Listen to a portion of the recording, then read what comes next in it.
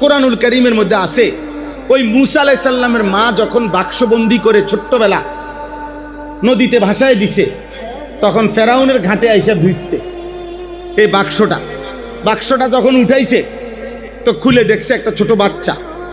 এই বাচ্চা ফেরাউন, তাফসিরে আছে প্রথম দৃষ্টিতেই ফেরাউন বুঝছে এটা তার শত্রুর ছেলে, বনি ইসরাইলের বাচ্চা। এটা এই যেই বাচ্চাকে খুঁজবার জন্য লক্ষের চাইতে বেশি বাচ্চাকে জবাই করে ফেলছে ফেরাউন তার বাহিনী দিয়া।